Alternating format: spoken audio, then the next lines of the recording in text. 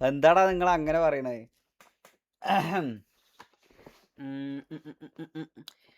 First of all ഒരു കാര്യം പറഞ്ഞുതരാം. ഇവിടെ വന്നാണ്ട് ഇങ്ങനത്തെ ഞാൻ കുറച്ച് വേർഡ് ബ്ലോക്ക് ആക്കിയാണ് ഓൾറെഡി. എനിക്കറിയാം എന്തായാലും ഗേ കുണ്ടൻ എന്നൊക്കെ പറഞ്ഞ് ഇങ്ങനെ വരുന്നുള്ളത്. ഞാൻ ഡിലീറ്റ് ആക്കിയാണ്.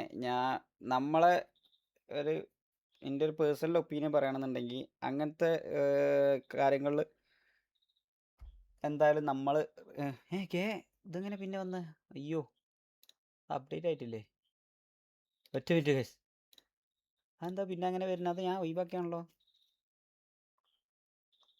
അണ്ടി ഊമ്പി സത്യം പറഞ്ഞു കഴിഞ്ഞാൽ.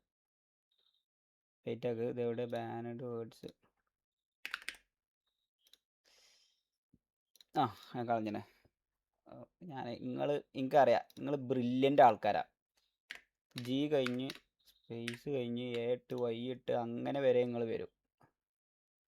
അടാ കണ്ട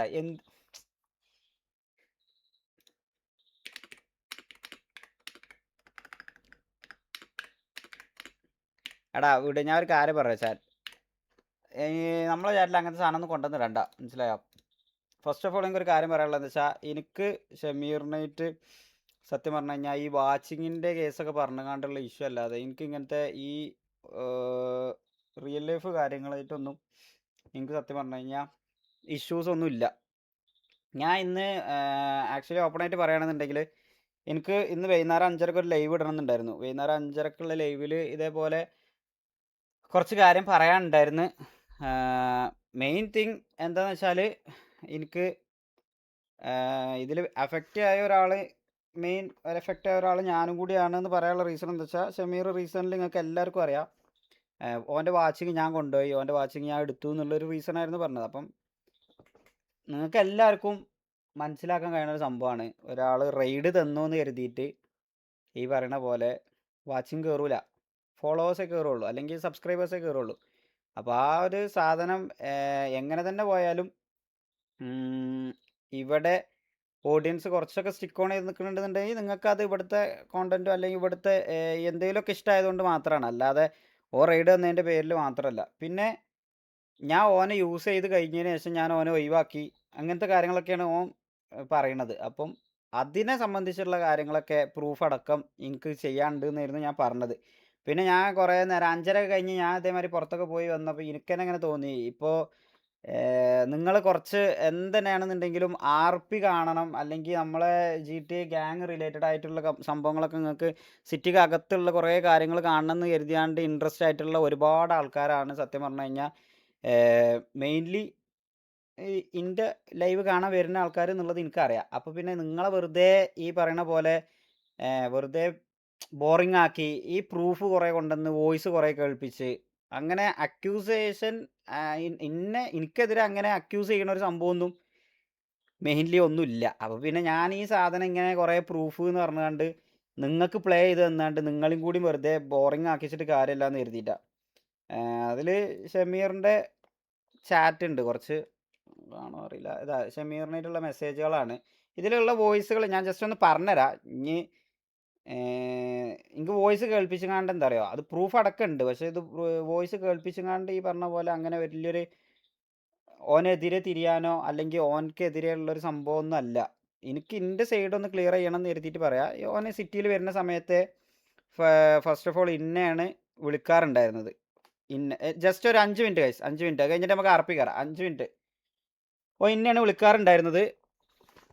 കാരണം അത് ഒരു വോയിസിൽ തന്നെ ശരിക്കും പറയുന്നുണ്ട്, എടാ ഈ പറയണ ആദിൽ റാംബോ ഇവരായിട്ടൊന്നുള്ള RP ഒന്നും വർക്കൗട്ട് ആവണില്ല, കണ്ടന്റ് ആകെ വർക്കൗട്ട് ആവണത് നീ ഞാനും ഉസ്മാന് ചെയ്യുമ്പോൾ മാത്രമാണ്, ഓഡിയൻസ് ഇതൊക്കെ മാത്രമേ ഇൻട്രസ്റ്റ് ചെയ്യണുള്ളൂ, അതുകൊണ്ട് നീ വാട്ടാന്നൊക്കെ പറഞ്ഞ് ഇന്നെ വിളിച്ച് വരുത്തുന്ന ഒരുപാട് വോയിസുകളുണ്ട്.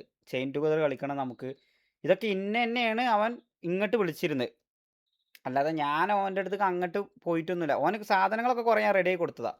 പിന്നെ ഓൻ പറയുന്നുണ്ട് ഒരു സംഭവത്തിൽ ഈ പറഞ്ഞ പോലെ ഓനെ ഇൻഡെഫിനിറ്റ് മാറ്റി കൊടുത്തത് ഞാൻ എനിക്ക് ഓനെ ആവശ്യം ഉണ്ടായതുകൊണ്ടാണ്.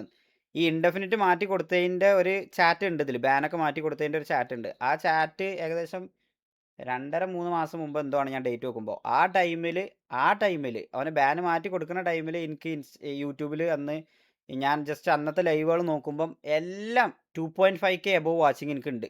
പിന്നെ ആ സമയത്ത് പിന്നെ എന്തിനാ ഞാൻ ഇവൻ്റെ ബാന് മാറ്റി കൊടുക്കാതെ നിക്കണം.